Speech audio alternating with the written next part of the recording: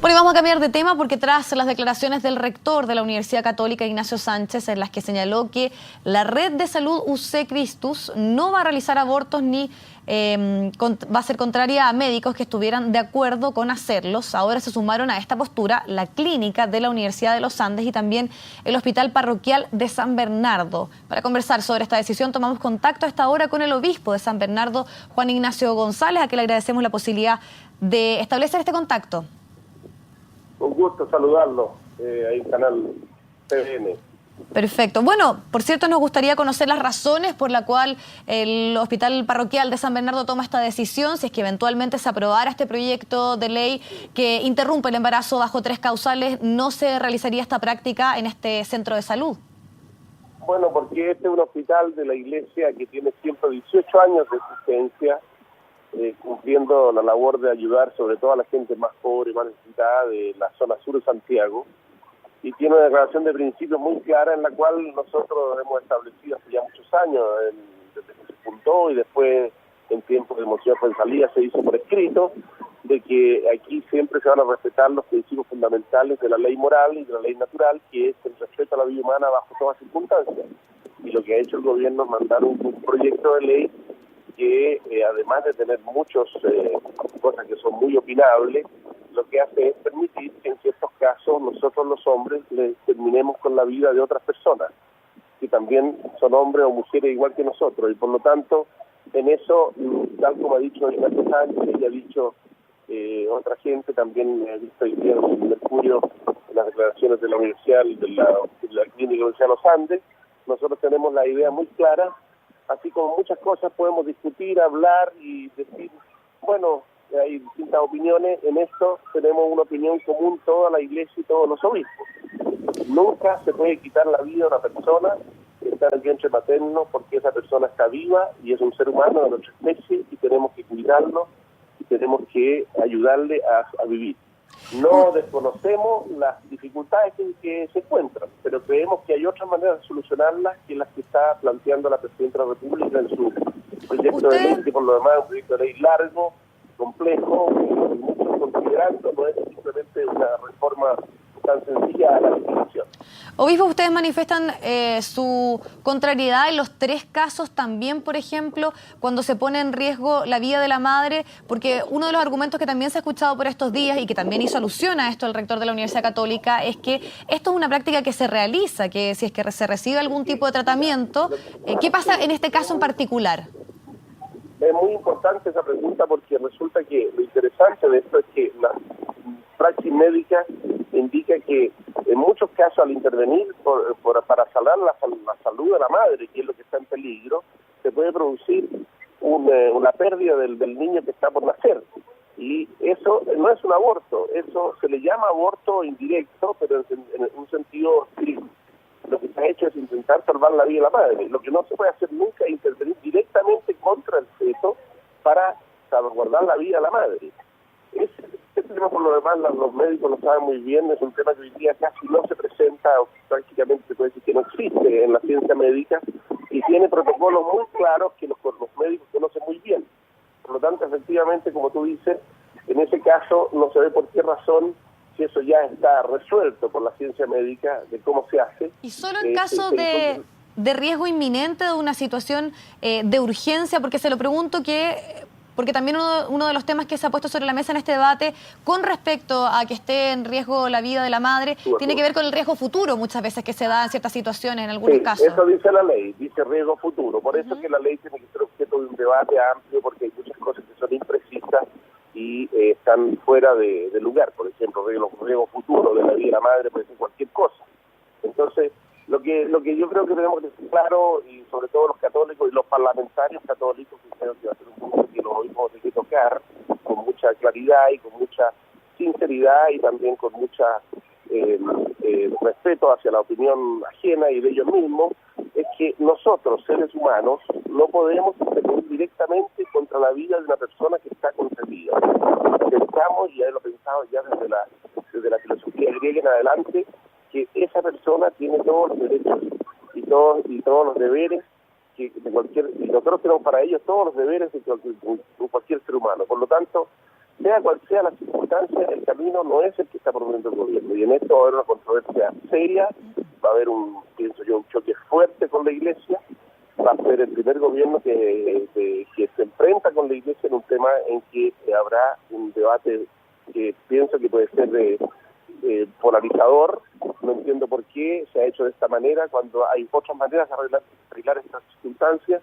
Simplemente creo que aquí ha primado una cosa que es la ideología. Obispo, ¿y cuál es su opinión respecto a, sabemos cuál es la postura clara del mundo católico con respecto a esto, pero también hay mujeres, también hay otro tipo de organizaciones que plantean que en nuestro país debe estar la posibilidad de decidir frente a situaciones como estas, que si bien los católicos tienen la posibilidad hoy de continuar con ese embarazo bajo estas 3 causales, hay otras mujeres que sienten que debiesen tener esta posibilidad y se debiese legislar, debiese haber un debate en nuestro país.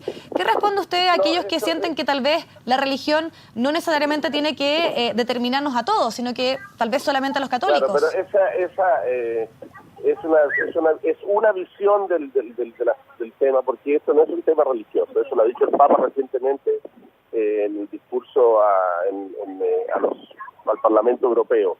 El problema del aborto no es un problema religioso, no es un problema de que una religión sí y otra religión no, es un problema antropológico, se refiere a la persona humana, y todos somos de la misma naturaleza, musulmanes, de la religión judía, evangélicos, católicos. Entonces es muy fácil arrinconar la cosa y decir este es un cuento de los católicos que tienen su posición clara. No. El mandamiento de no matar no se dio para los católicos, se dio para el pueblo judío, y en el pueblo judío para todos los hombres. Y el no matar es una ley universal. Entonces creo que es muy importante y atingente tu pregunta, porque resulta que si no, parecemos nosotros como los loquitos que estamos defendiendo cosas indefendibles frente a otras personas. No, yo pienso que efectivamente están equivocados quienes argumentan desde el argumento religioso, diciendo ya, ustedes piensen con su idea y nosotros tenemos otra idea. Pero es que eso, hay elementos, o por así decir, aspectos de la vida del ser humano en que hay verdad, y la verdad no se hace por la ley. La ley hace la verdad en muchas cosas que los hombres podemos discutir, pero en estas otras cosas que nosotros pensamos, y mucha gente en esto se une, acaba de ver en el Vaticano una reunión en que había de todas las religiones, musulmanes, judíos, protestantes, católicos, etcétera, se unen todos diciendo, no, es que aquí estamos ante otras cosas, estamos ante el ser humano en su naturaleza más íntima, y ahí no hay discusión ni cabe decir, bueno, unos piensan así, otros piensan así. ¿Y cuál es su opinión con que este tema haya estado dentro de nuestra legislación hasta el año 1989? Está establecido así en el Código Sanitario desde los años 30. Y también me gustaría agregarle algo más que tiene que ver con la legislación comparada, por ejemplo, con lo que sucede en otros países, porque siempre también se plantea que nuestro país, junto a otras 5 naciones, son los únicos que penalizan el aborto, y si uno compara, usted sabe que en otros países ha avanzado bastante. Entonces, ¿qué es lo que pasa cuando uno también utiliza como argumento el hecho de que en otras naciones hay legislación con respecto a este tema? Mira, otra pregunta muy interesante que me hace, porque resulta que el Código Sanitario, primero que todo, no fue un código democrático, en ningún caso fue hecho por un gobierno de facto, ¿ya? Segundo, averigua tú, o alguien que averigüe, cuántos abortos hicieron en tiempos de la vigencia del año 32 para adelante del Código Sanitario. Prácticamente no hay indicación de ninguno, no existe. Eso se hizo también por una razón ideológica. Entonces, el argumento del Código Sanitario es un argumento muy débil. Se hizo por un gobierno de facto que gobernó unos meses Chile, ¿ya? Y el argumento del derecho comparado, bueno, resulta que estamos ante lo mismo. O sea, si todos lo hacen, se transforma en bueno. Es un argumento que hay que decir. Yo acabo de estar en Estados Unidos por los obispos norteamericanos y de muchos países del mundo, y después de 42 años de la sentencia Roe v. Wade, dicen ellos, estamos en un proceso de recuperación, pero ¿cuáles son los males que ha producido esto aquí? Sobre todo en las mujeres. Yo te lo digo como obispo de San Bernardo de la Zona Sur de Santiago, donde tenemos el proyecto Esperanza, y donde uno ve los efectos que produce sobre la mujer el aborto, sobre la mujer, sobre el hombre y ahora sobre los hijos. Fíjate que nos han tocado casos en que un hijo le dice a su mamá, bueno mamá, entonces había un hermano mío que no llegó. No es que no llegó, yo no permití que llegara. Y eso afecta a la relación familiar, ¿para qué decir el síndrome de posaborto? En el hombre y en la mujer. Entonces, verdaderamente creo que estamos haciendo las cosas con mucha ideología y con poco sentido común Y eso es lo que la Iglesia va a plantear. Va a plantear en su momento, cuando está en su discusión en el mes de marzo, este proyecto de ley, que está profundamente equivocado, la Presidenta de la República está profundamente equivocado al creer que el camino para hacer bien a Chile es atribuirnos nosotros el derecho a decir esta vida sí y esta vida no. Si ahora esto se hace con los pequeños, también se puede hacer con los mayores, ¿por qué no? Donde dice yo soy abogado, ya te lo he dicho, donde hay la misma razón, hay la misma disposición. ¿Por qué no lo vamos a hacer con los adultos mayores que son una carga para el país? Yo tengo un padre que tiene 92 años y está en los últimos momentos, y alguien podría decir ya, ¿qué hace este viejito viviendo aquí? No, hay un respeto a la vida siempre. ¿Qué responde usted también a otro de los temas que se ha planteado durante este debate y sobre todo a partir de la declaración que ha hecho tanto la red de la Universidad Católica como también la Universidad de los Andes y como el Hospital Parroquial de decir que sería un tanto contradictorio que recibieran fondos públicos si es que se negaran a cumplir la ley? Porque como usted también lo sabe, se ha enfatizado muchísimo que no hay instituciones que puedan tener una diferencia en el momento que eventualmente esta ley esté ya rigiendo en nuestro país. Sí. Bueno, el punto es que hay que establecer la objeción de conciencia, y otro punto sería delicadísimo, sería que el Estado de buena primera cortara los convenios que tiene con la Universidad Católica o con el Hospital Parroquial San Bernardo y dejara a más de 300.000 personas sin atención médica. ¿Entiendes tú eso? Yo creo que es una cosa impensable, porque el hospital está funcionando muy bien. Ahora vamos a empezar la reconstrucción del hospital, incluso con un pabellón nuevo. Entonces, resulta que lo que hace en el hospital no es solamente obstétrico y ginecológico, lo que hace son muchas otras cosas. Entonces, aquí vamos a empezar con las presiones, vamos a empezar con las persecuciones. Yo creo que no, yo no creo que el gobierno vaya por ahí. El gobierno va a tener que aceptar que hay instituciones como la nuestra, como la católica, como otras instituciones, se pueden decir como en todos los países civilizados del mundo. Yo tengo objeción de conciencia para hacer este tipo de acciones médicas, como se da en muchos países, por ejemplo, con el uso de las armas. Hay gente que dice yo no uso armas, como se da con las transfusiones de sangre entre hermanos o personas de otras religiones, y hay que regular la objeción de conciencia, tanto la objeción de conciencia personal. En nuestro hospital todo médico que trabaja tiene que estar de acuerdo con la declaración de principios, como también la objeción de conciencia institucional, instituciones que son de la Iglesia. Esto lo compró a finales del siglo XIX, don Joaquín Larraín Gandarilla, para atender a los pobres, y ahora nosotros... ¿Y a su parecer, obispo, si se diese una situación contraria de algún doctor, algún médico que estuviera dispuesto o que siente que podría haber una objeción de conciencia de que efectivamente se debiese interrumpir un embarazo bajo estas tres causales, qué pasa con él? Bueno, si eso pasara, con la gracia de Dios creo que no va a pasar, porque los medios que tenemos en estos ámbitos, en el hospital, son hombres muy comprometidos con sus valores éticos y morales y con lo que mismo ellos han jurado. Habría que decirle, doctor, aquí esto no lo puede hacer usted, lo tenemos que desvincular, y eso significa que habrá que pagar todos los derechos que hay que pagar y todas las indemnizaciones legales como corresponde, y buscar médicos que sí estén de acuerdo con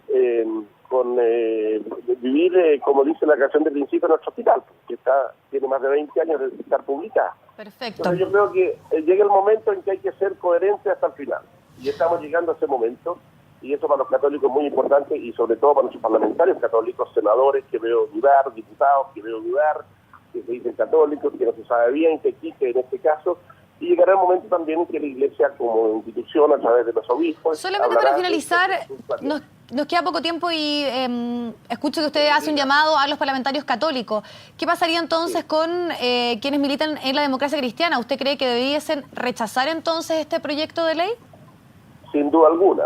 Y si estudian bien todos los pronunciamientos de la Iglesia, sobre todo los que están en el pensamiento del Papa Juan Pablo, Evangelium Vitae, los que están en una declaración de la Congregación de la Fe sobre esto, una carta particular sobre este tema, escrita por el prefecto de la Fe al presidente de la Conferencia Episcopal Americana, el que vota a favor del aborto y el que se compromete y que va adelante con el aborto, comete una falta grave, vamos a decir en lenguaje católico, un pecado grave, y por lo tanto queda en una situación de ruptura con la Iglesia. No es una excomunión en el sentido penal, la excomunión es una pena, no es eso, pero sí no puede comulgar, evidentemente. Juan Ignacio González, obispo de San Bernardo, le agradecemos muchísimo su tiempo con nosotros para conversar de este tema. Que esté muy bien. Bueno, una interrupción final con este contacto telefónico.